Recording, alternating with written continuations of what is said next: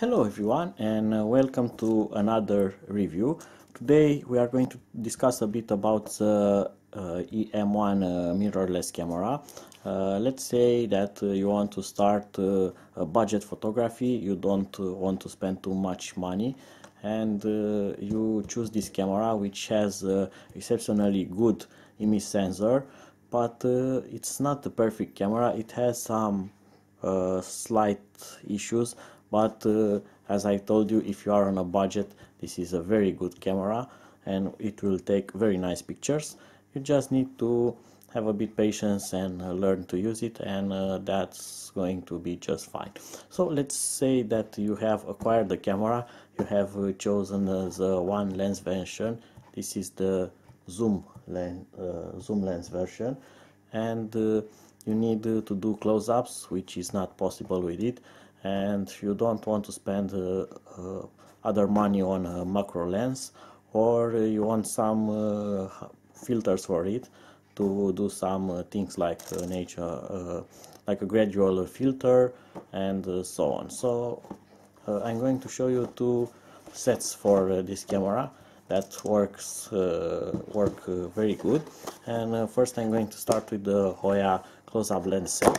So you can get this rather cheap, and it comes in 49 millimeters, so they will directly fit the lens without needing adapters. And look at that, they come in a nice pouch which looks just like that, and each filter comes in its own pouch inside, and they look just like that. So this is a +2, +4, and a +1. You can see they are actually made in Japan. I believe that only the metal part of them is made in Japan. It's just a joke. So this will just go onto the original lens just fine. So this is the +2, and now I can do macro photography much more easily, and I can do a close-up. As you can see, it will still not focus here, and I can connect another one, and now I got a +3, and no, it will not focus. And then why not put the +4,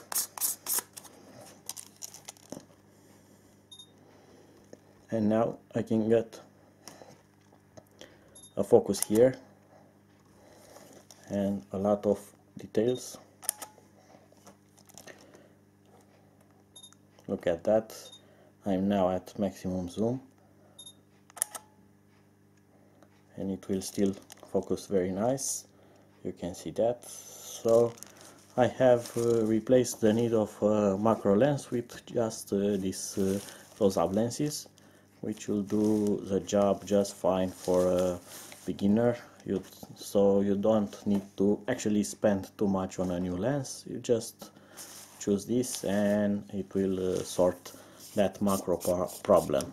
Right, so let's see the other things there. So here we have a combination of another type of lenses. This is the KF Concept lens filter kit, and let's take it out of the bag. This one also comes in a pouch.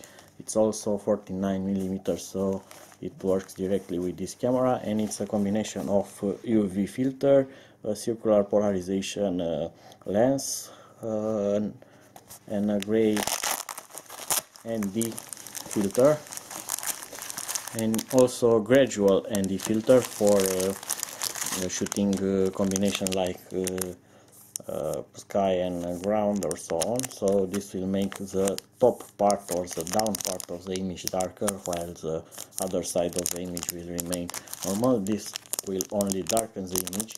This is very useful for ND filter is very useful for changing shutter speed, so you can do some long exposure pictures during daytime.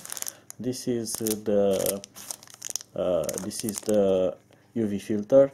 This doesn't have much usage in today cameras, but it's very useful as a protective lens over the original lens. So you can install this over the original lens and it will protect it from dust, scratches, water droplets and so on. And this is the circular polarization filter, which will eliminate much of the reflection or refractions over the objects, and you will see right away. So this will just go in like that, and you can see it's adjustable, you can rotate it. And if you are going to look at this shiny bag here, let me make it more shiny in a position. So look at this part here, which shines very bright. If I rotate the filter, you can see it's taking away its shiny part there, and you can actually see through it. And if I revert back the settings, it gets also back again white, so you can also take it back, and you can see that's how a circular polarization filter works. This works to all shiny surfaces such as windows, water, and light reflected from almost all the objects like leaves, grass, snow and so on. So this will preserve the quality of the footage a lot more than taking a photo without this kind of adapter. And it will also modify the camera's measurement of light and will take different results, which is very good. So you can see you can do a lot of things with just a few lenses. You can picture through glass or water and so on much better with a CPL filter. You can take long exposure photos with just one filter like that. You can also get a better exposure, for example, on landscapes. If you are on the mountains and it's a blue sky and a shiny day, you can make the sky darker a bit, so you get better exposure in the down part of the landscape and so on. So the EM1 can become a very powerful camera by just using just a few filters. So this was my advice regarding the EM1. I hope that you are going to get some nice pictures with it. Until next time, bye bye.